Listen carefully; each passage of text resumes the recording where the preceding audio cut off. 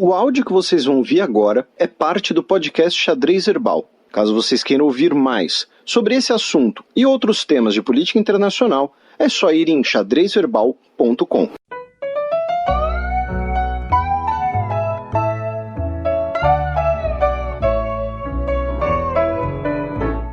Check. Castillo donde estaba cuando caíste en desgracia, el que siempre acompañaba tus momentos de viudez. Turquia fará 5 dias de cessar-fogo na Síria após negociação com os Estados Unidos. Essa semana foi uma semana puxada em relação à Síria, uma semana confusa. A gente vai tentar aqui, resumir um pouco dessa confusão para os nossos ouvintes e chegar numa conclusão aí que eu estou me culpando porque essa conclusão deveria ter sido mais óbvia na última semana, tá? Mas vamos lá, indo por uma ordem cronológica, tá? A Turquia, na semana passada, a gente já tinha comentado isso no programa da semana passada, iniciou aquela ofensiva contra os territórios curdos dentro da Síria. A gente, inclusive, recebeu a Florência Guarch para conversar um pouco sobre os movimentos curdos dentro da Síria.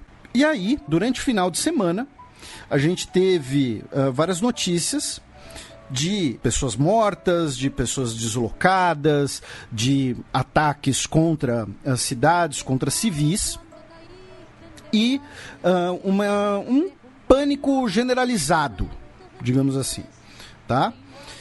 Além disso, também tivemos no final de semana notícias de fugas de integrantes do Daesh que estavam presos, de famílias de integrantes do Daesh que estavam detidas e foram libertadas, rebeliões e tudo mais.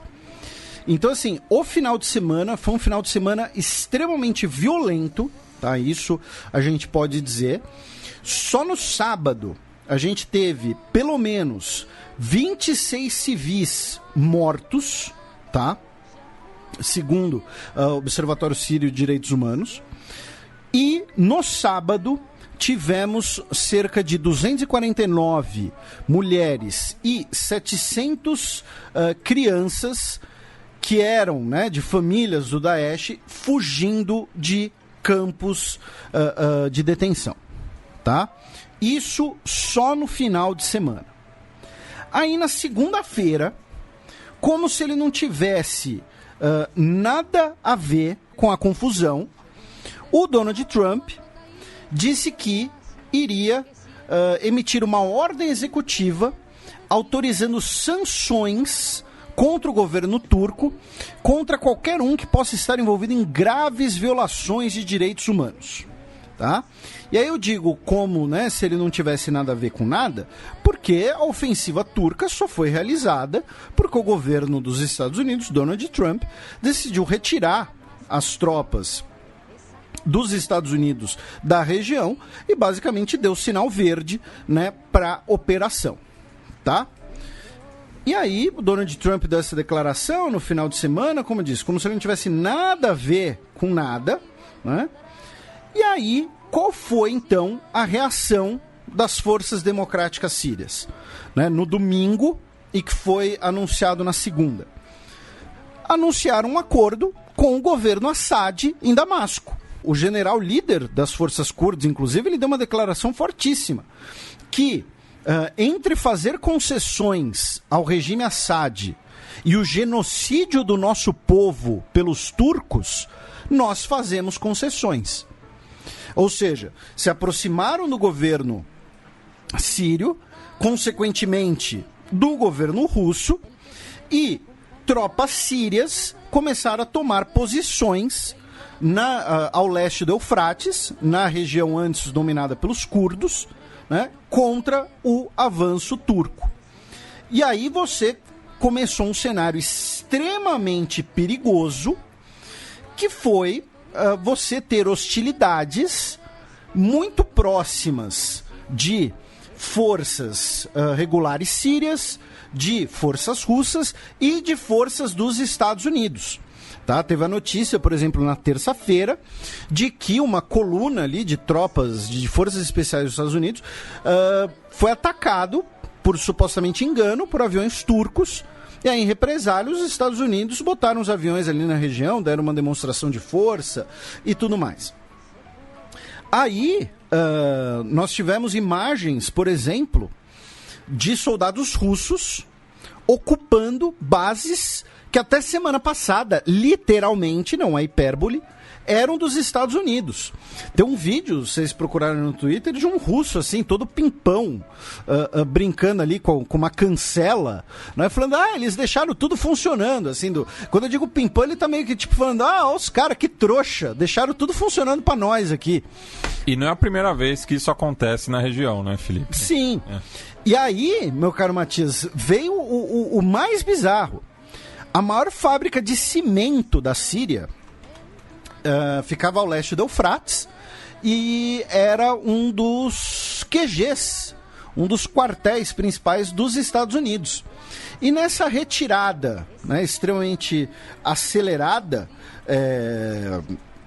das tropas dos Estados Unidos, eles deixaram munições nessa base / fábrica de cimento, e aí ordenaram um ataque aéreo com F-15s que destruiu a fábrica, para destruir as munições que eles deixaram para trás nessa retirada completamente às pressas, sem necessidade, desordenada, absurda.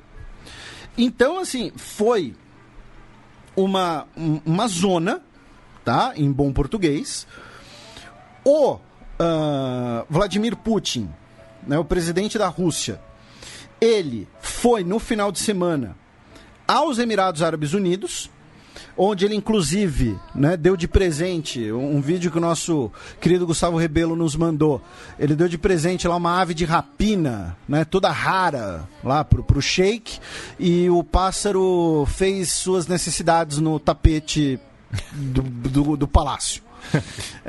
Tem vídeo. Tá, mas dizem que é um sinal de sorte. Tá, um falcão fazer cocô na sua casa é sinal de sorte. Vou botar um falcão pra fazer cocô na sua casa. Não sou eu que tô falando, Felipe. São eles. Mas... Enfim. Tá bom. Pros russos isso é sinal de sorte. Não, pros russos ou pros árabes? Pros russos. Pros russos? Um falcão fazer cocô na sua casa... Sim. Tá bom. Então, é coisa de maluco, mas tudo bem. Então... Lembrando que a falcoaria é um esporte muito popular na Península Arábica. Eu sempre bato nessa tecla, que justamente é a principal modalidade lúdica do Catar, que é a próxima sede da Copa do Mundo de Futebol Masculino. Pois é, a falcoaria. Falcoaria? E aí, retornando aqui, esse foi basicamente, tá, o cenário macro. Tá? O cenário macro foi que Estados Unidos se retirou de forma apressada, Rússia começou a avançar, um fim de semana extremamente violento, tropas curdas fizeram acordo com o governo Assad e os russos para resistir ao avanço turco. Segundo as informações, nós teríamos cerca de 72 civis mortos em território sírio, 20 civis mortos em território turco, segundo fontes turcas.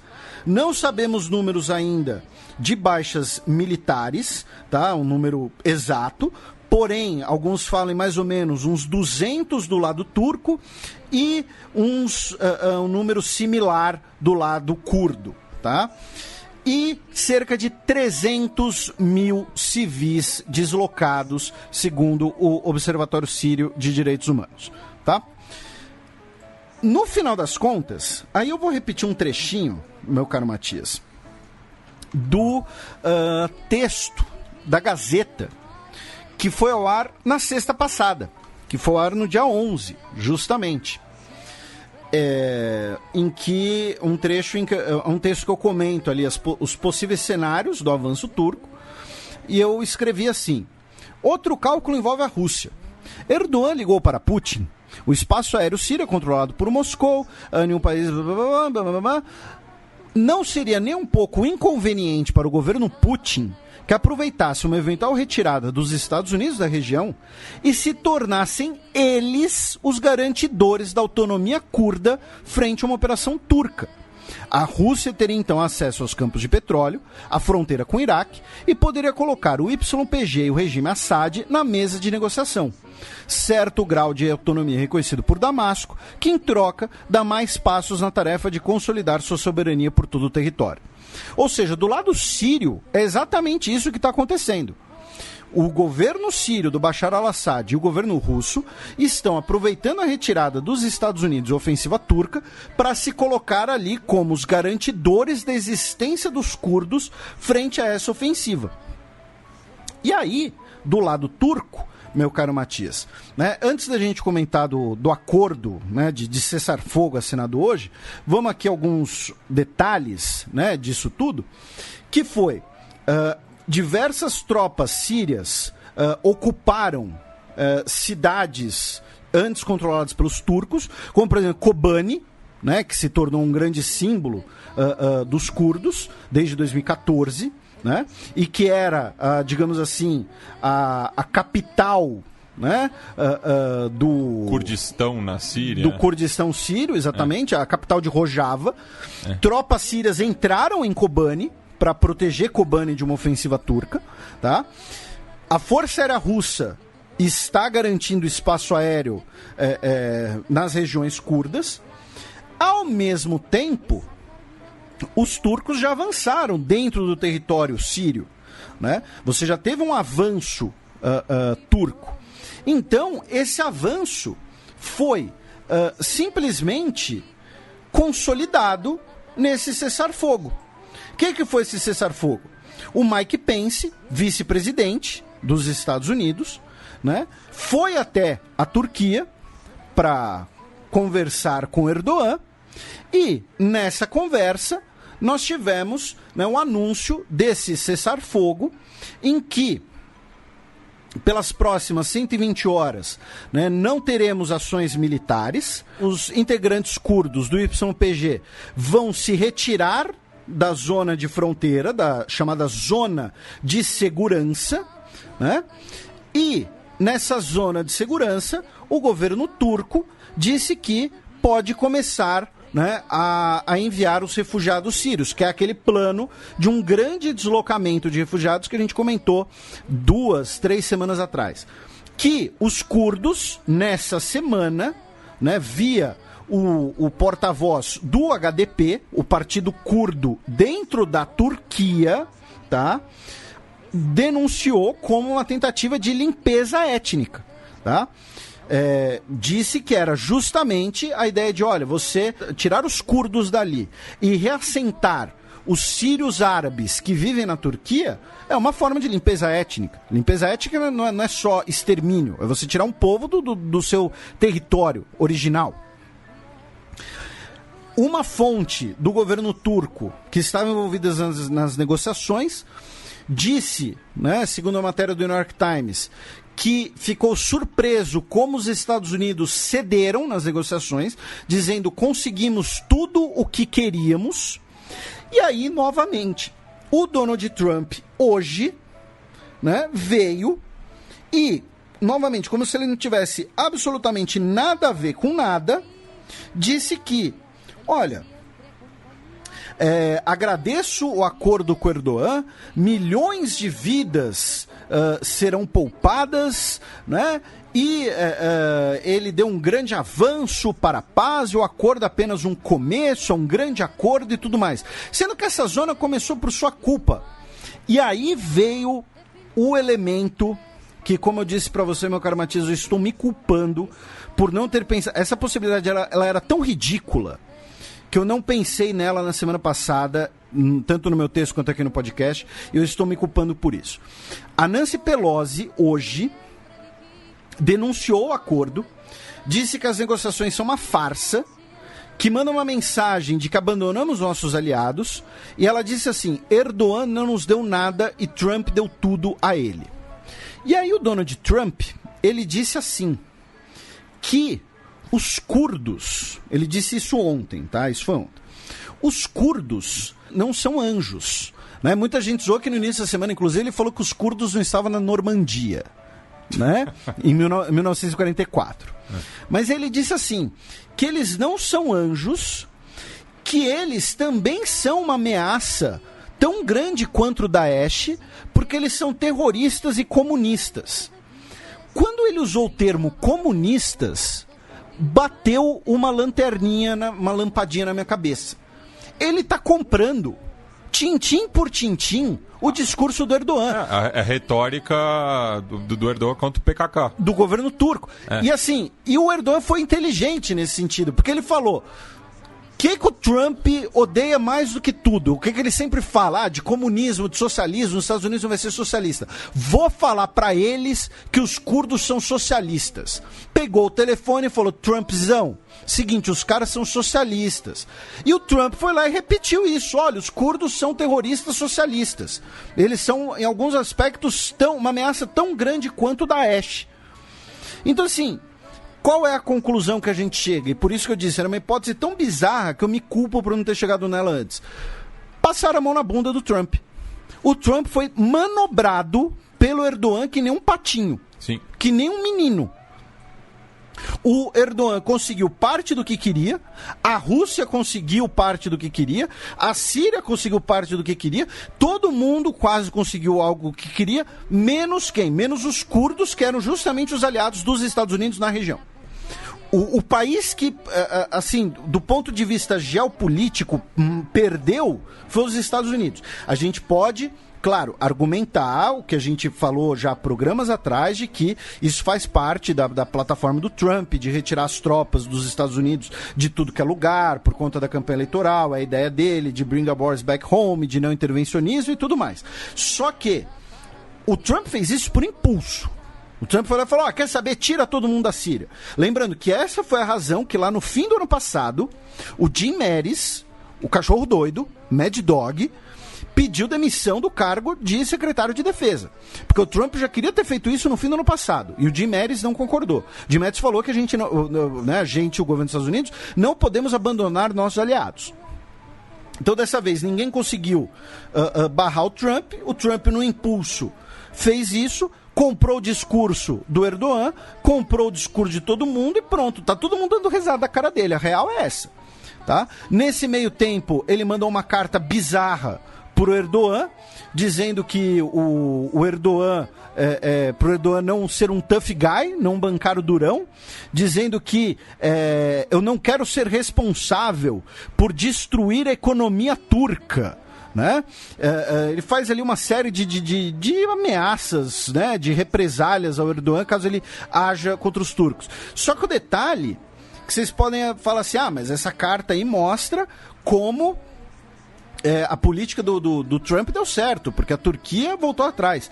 A carta, gente, é de 9 de outubro. A Turquia entrou na Síria.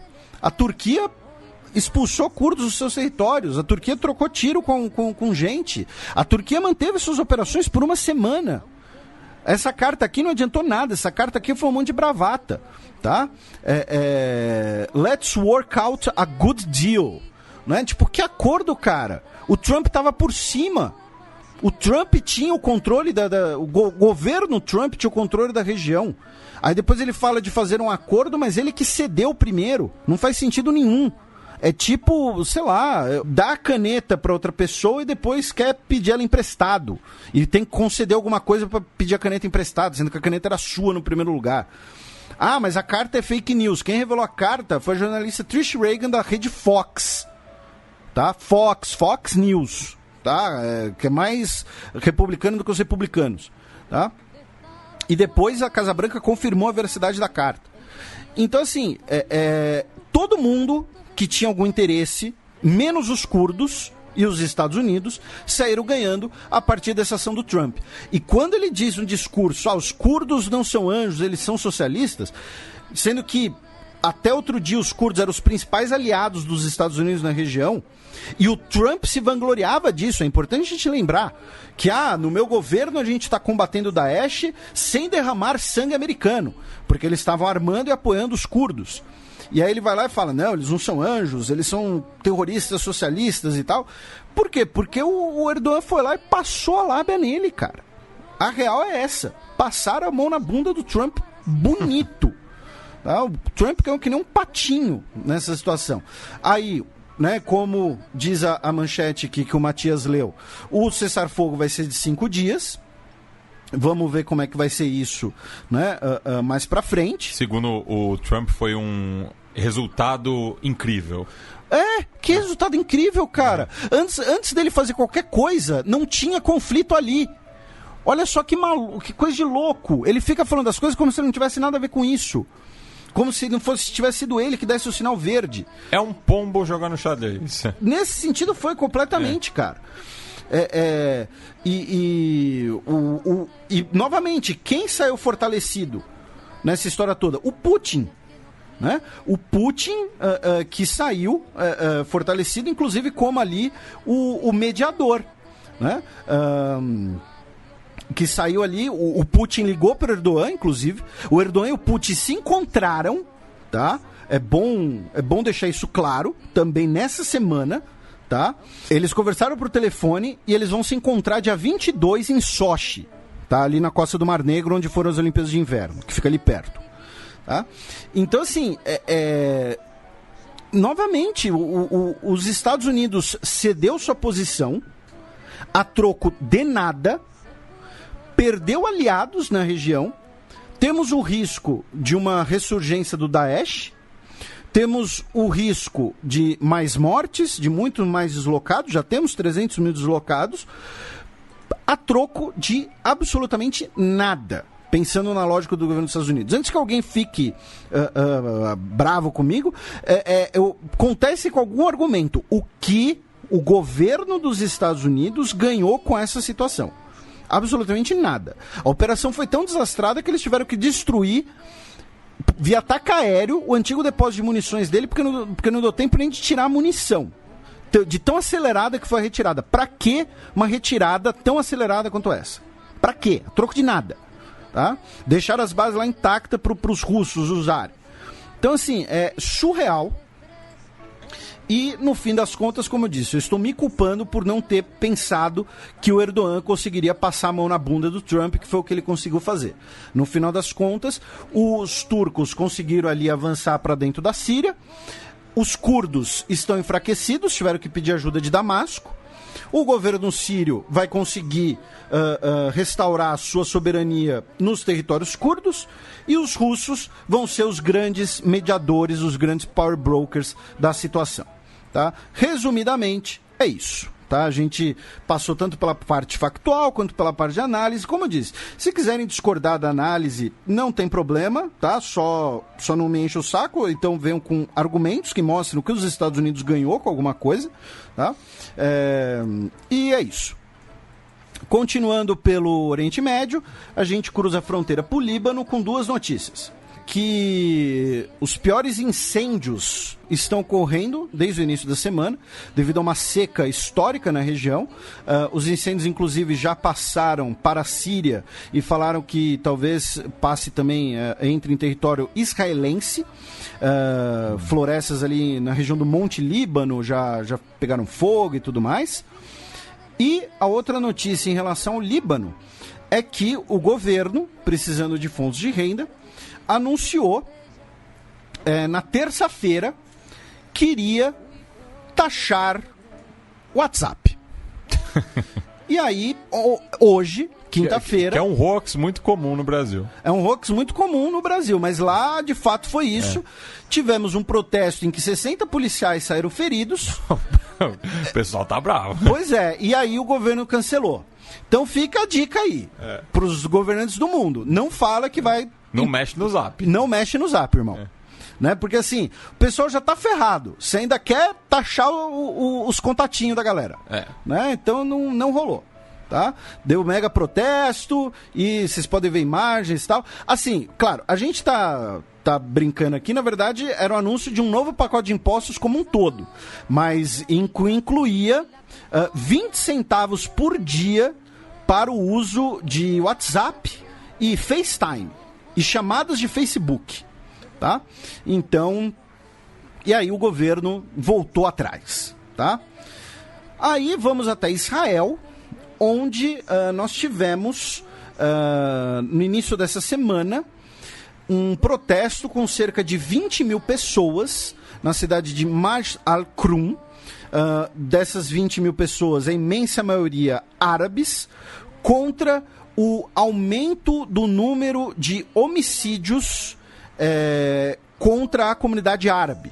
De janeiro a setembro, cerca de 73 árabes foram mortos com armas de fogo, um número que é maior a todos os assassinatos em 2018. Tá? Segundo os dados do governo, foram no total 123 assassinatos com armas de fogo em Israel. Desses 123, 73 das vítimas eram de origem árabe. Ou seja, os árabes são 1/5 da população, mas mais da metade das vítimas de homicídio. Então, tivemos esse protesto contra esse aumento do número de vítimas de homicídio. Quem fez uma matéria sobre isso foi a Daniela Kretsch, tá? Para quem quiser ler na íntegra. Aí vamos até o Egito, aqui uma notícia, né, mais interessante, mais acadêmica, mais científica, em que perto de Luxor, né, que é um dos grandes sítios arqueológicos do mundo, arqueólogos, justamente, né, encontraram 20 sarcófagos completamente ali ilustrados, decorados, intactos, tá? E o ministro da Cultura egípcio disse que é uma das maiores descobertas dos últimos anos. Mais detalhes seriam depois publicados. A maioria dos sarcófagos acredita-se que era da 18ª dinastia, ali por volta de 1500 a.C. E aproveitar a deixa, tá? Para quem se interessar, para quem quiser, muita gente gosta, né? Se interessa por assuntos de Egito Antigo, múmia, sarcófago. Eu e o Matias, a gente inclusive já comentou aqui como a nossa graduação foi completamente nula nesse sentido. Sim. Né? O mundo começou na Grécia, para a USP, pelo menos no nosso tempo. Não, e assim, da leitura que os modernos faziam da Grécia. Quase isso. Então, no caso do Norberto, ele até... O Piano também trabalhava com muitas fontes, né? O grande professor Piano, um abraço para ele. E a nota que eu mais me orgulho na minha graduação foi meu 8 com o piano. Boa. Porque tirar 8 com o piano valia mais que muito 10 com outros professores. Um abraço pro professor Gildo.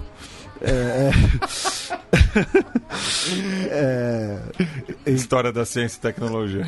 Não foi ciência e tecnologia que eu fiz com ele, foi outra matéria. Tá. Mas assim, só explicando para os nossos ouvintes, o Gildo ele tinha a reputação de ser um cara mais generoso com a nota. É o método da escada.